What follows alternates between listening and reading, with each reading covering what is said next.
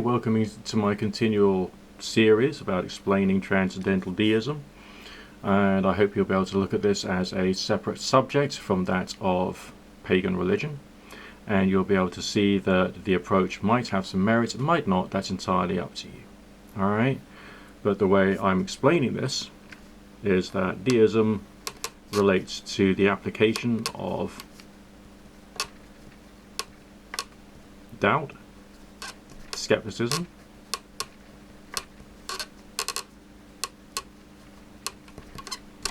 and experiment.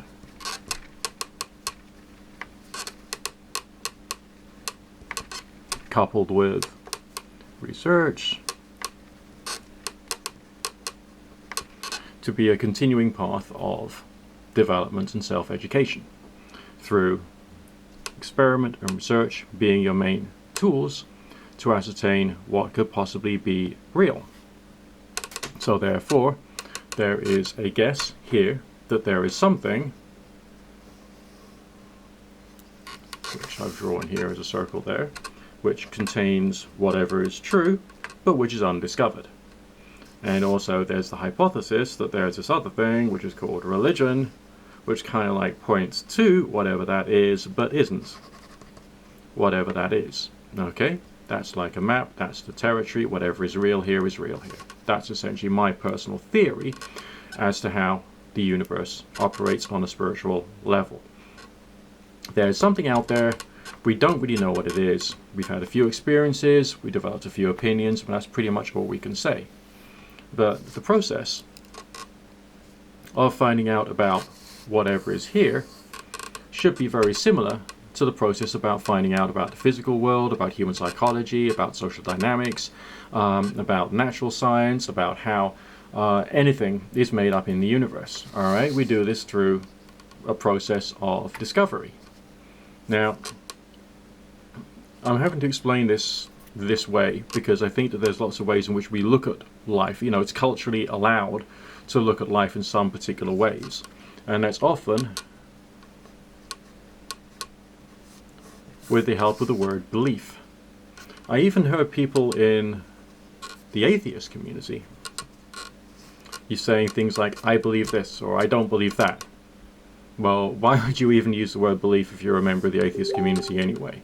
It would make no sense whatsoever to apply that word to anything. Alright, you can say you've got an opinion,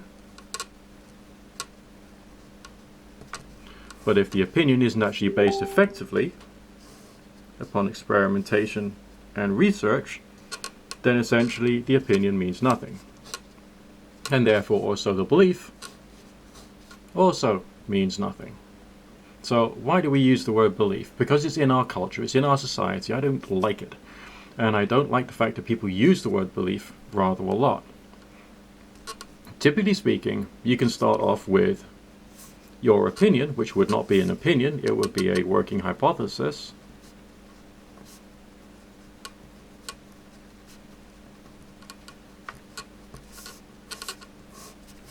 Which then needs to be looked into. And you look into it through research, reading widely.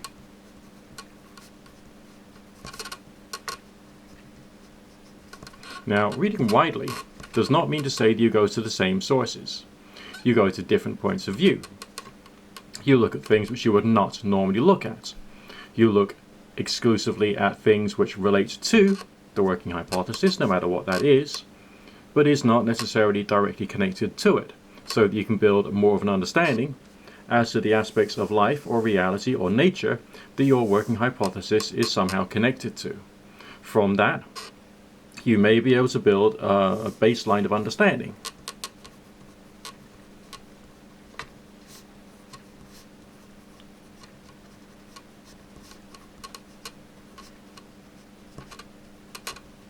Which isn't much. It is essentially taking your opinion and making it more broad and in-depth, and looking at all the various different natural forces associated with what your belief or your opinion was about. Your baseline of understanding then needs to be built upon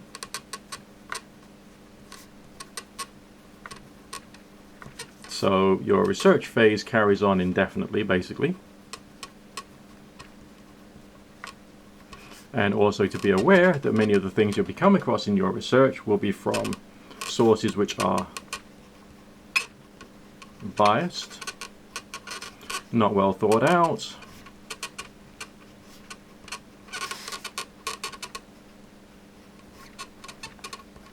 or from singular political points of view,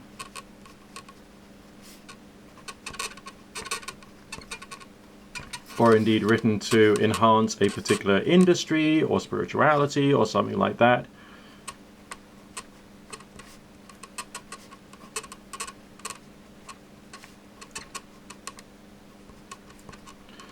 And so on and so forth. Ad infinitum. You can, there's plenty of reasons as to why your research will have information in it which is not necessarily useful, but will show you the breadth of different people's understandings and interpretations.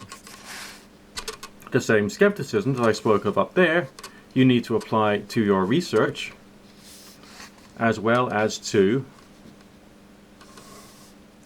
your original working hypothesis, no matter it is what you think, okay? Finding out about nature does not mean listening to what goes on between your little ears. I'm going to draw a very bad drawing of an ear here just to show you. It's just not what goes on inside your little ear. So a little bit sticking out there and a little curly bit inside there. It's not what goes on between your ears. Okay, what goes on between your ears is what goes on between your ears. And that may easily be beliefs. And beliefs themselves are by their very nature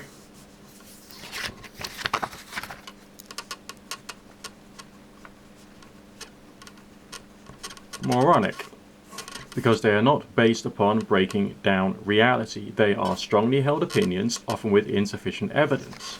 So what I'm describing here is going through the process of stopping being a moron and starting to work things out properly. So from your baseline of understanding, you build upon it through research. Now, research alone might be able to give you the ability to assess things intellectually to a certain degree, but it certainly isn't the big picture. You then have to go on to some variety of experimentation.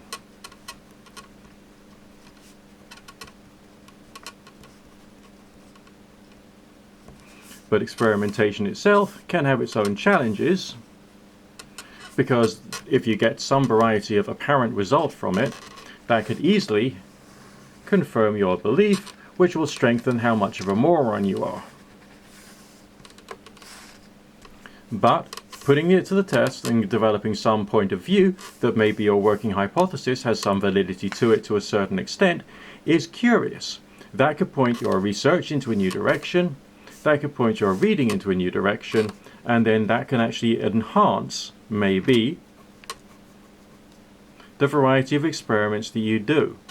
One of the most important things that we humans need to assess is that we are wrong and we don't know. Many things. It doesn't matter how many PhDs you've got, okay? There's still plenty of stuff that you don't know. And even having a high level of education does not necessarily mean to say that you're in a position of truth, because then of course you've got various different issues of logical fallacies getting in the way and stopping you from seeing things properly, the appeal to authority, and so on and so forth. So we have to carry on saying we don't know, even though we've had some hardcore experiences which have led us to develop some variety of belief. Okay, belief remains moronic until such time as we can turn the belief into a fact. And we turn the belief into a fact as a result of attempting to experiment deeply. Now, experimentation becomes complicated because what we've got to assess is all factors. Create results. I'll say seeming results because we've got more questions about that.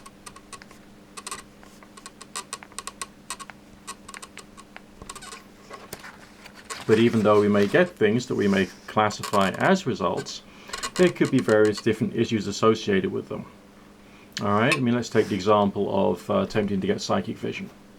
You can have all kinds of wonderful things when you're exploring psychic vision of various different types, but there could be issues which is affecting the end experience. Okay? What we can say as a result of exploring psychic experience is that there are some experiences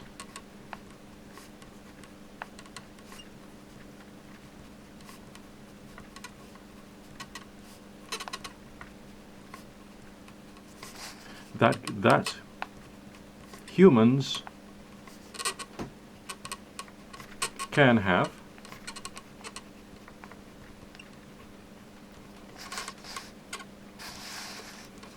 under particular conditions.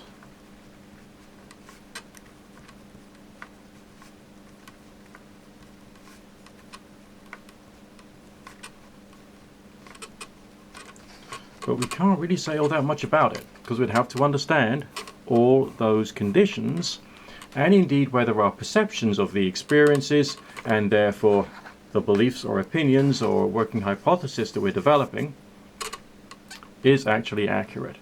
Okay, so there are some experiences that humans can have under particular conditions. But what are those conditions, and in what ways could things go wrong? Now, typically speaking, when we're dealing with things like psychic experience or magic or witchcraft or whatever you want to call it, we're looking at the mind, which is heavily influenced by the body. And this is one of the reasons why I think it is imperative that anyone who gets involved in any form of psychic experience whatsoever is living a variety of alternative health lifestyle and is developing a good understanding of what goes on inside you.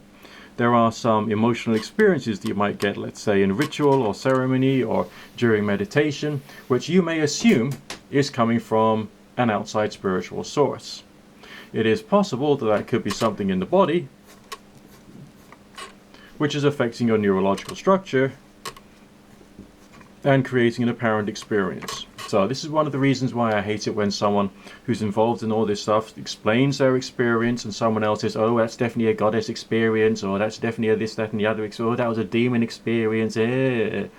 Because the person who's saying this, who's saying it's an angel experience or a particular experience of one form or another, is not the one who's actually experienced what the experiencer has experienced.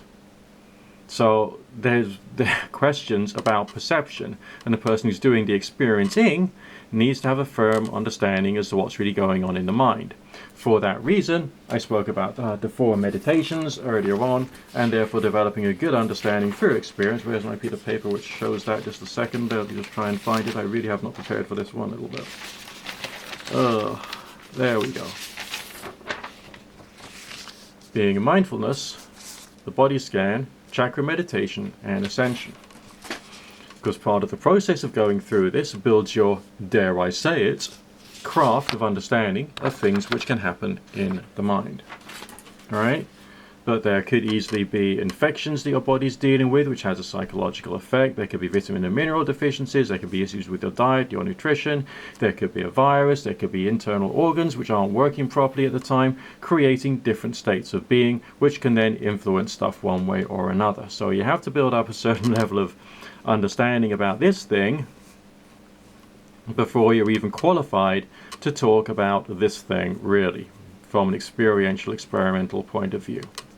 Which is another reason why you have to carry on looking at your working hypothesis and working out whether your research and your investigation is actually moving you in the right direction for the purposes of achieving anything or finding out stuff about nature. Alright? And trying to avoid the concept of belief. It doesn't, what you believe and what is happening in nature and whatever is real in nature are two different things. Now, the beliefs is more or less this side of things, that's religion, okay? But this is whatever nature is. This is whatever nature actually is, whatever is actually out there, forces of nature themselves. And that's essentially what we're trying to develop some variety of experience of when engaging with Transcendental Deism. Okay? But there is a positive way in which belief can be used, and that is in assisting you in getting somewhere. Now, personal experience dictates that there are some particular states of mind which are more useful for this sort of thing, and some which are less useful. What's more useful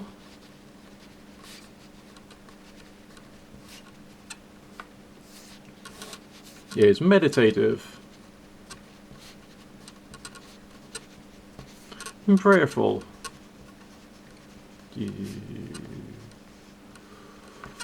Okay, less useful.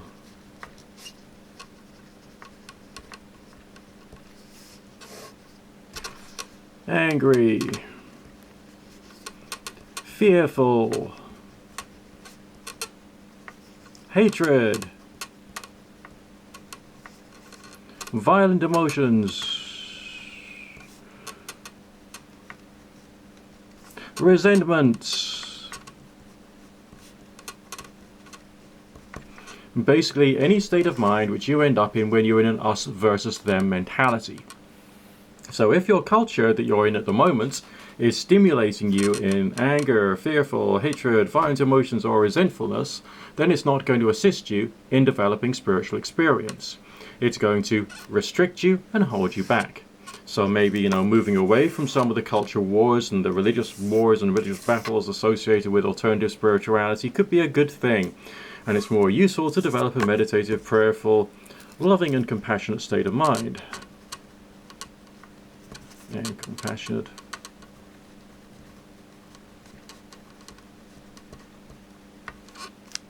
Now, this is essentially why I think it's interesting that in Wiccan culture, there's a very useful little psychological trick, which is the words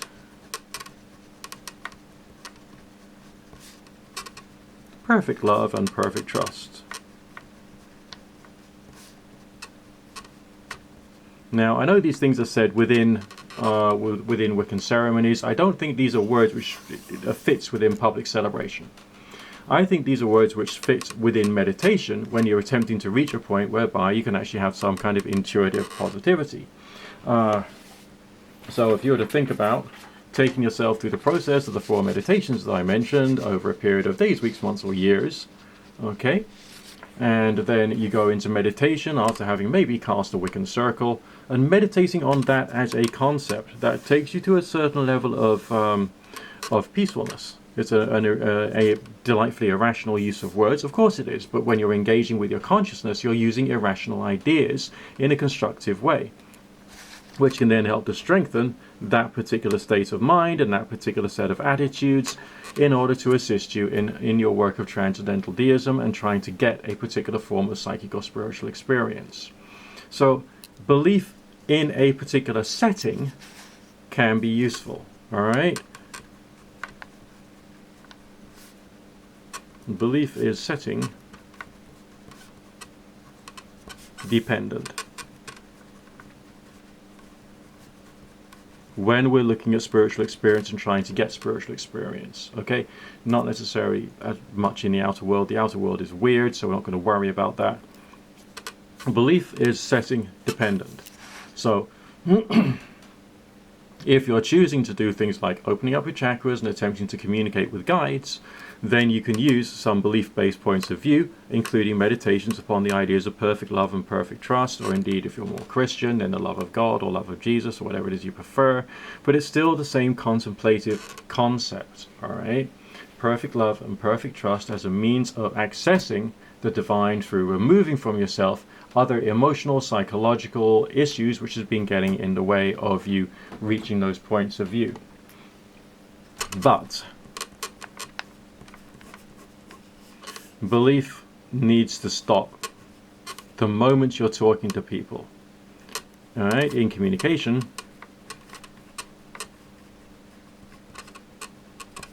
no person would care what you think when it comes to your beliefs. All right? It's not important.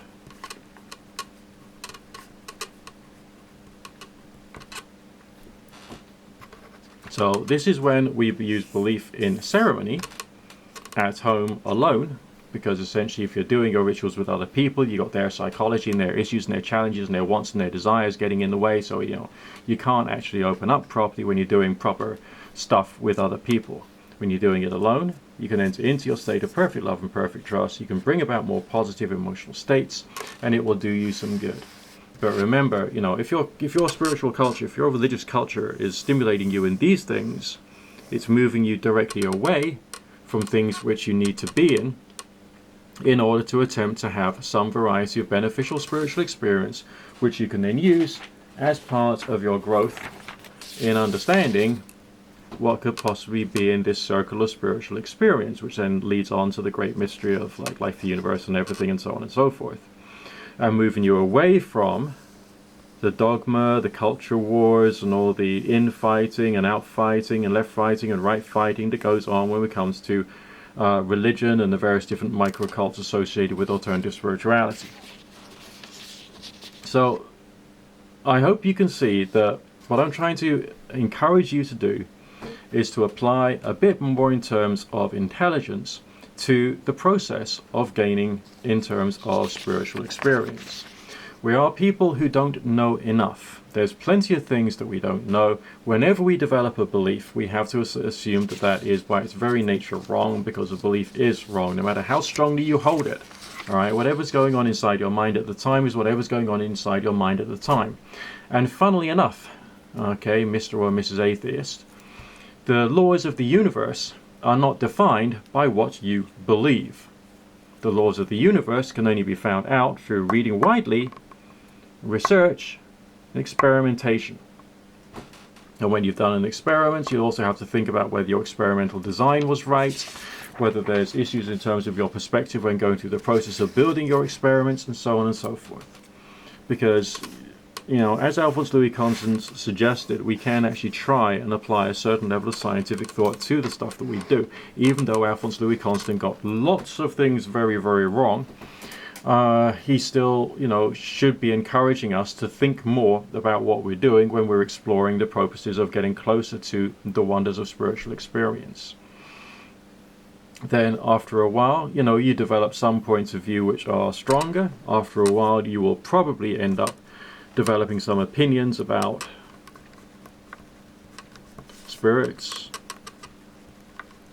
angels, ghosts, life after death, without having to bring yourself close to death to do it.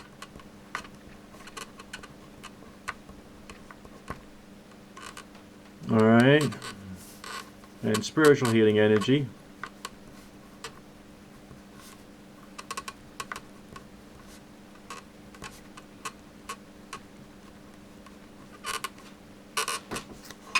And consciousness existing outside of the physical, forms of occasional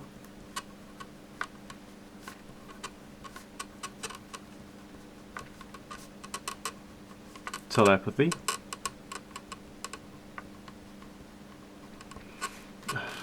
now I can tell you about these things because I've experienced these things. I can't tell you I can do them. Alright, that's the problem. Alright, these things have been experienced, but I can't tell you I can do them. It's not like, you know, driving a car, riding a bicycle, I can just do that, you know what I mean? But I can't just do forms of mediumship. I can't just do these things right now, this very second. There are experiences which happen which show that these things are probable ways in which the universe seems to operate. But there will always be more and more and more questions, which is why we have to be careful about our use of language. Now, very quickly onto my usual bugbear. Alright. Due to complexity,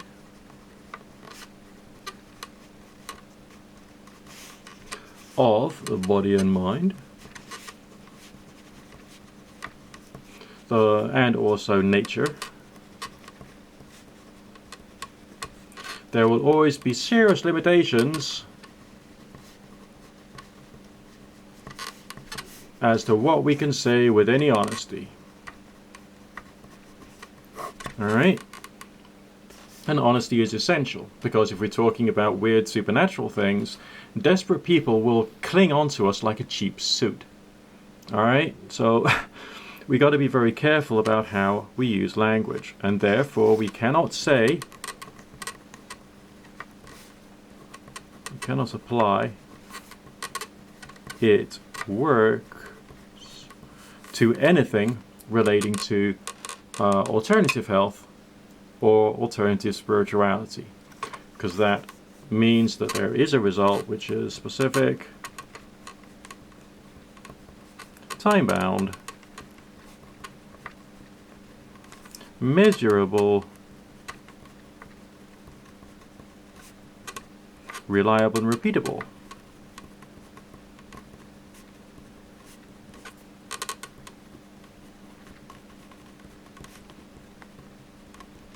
And is therefore a damned lie.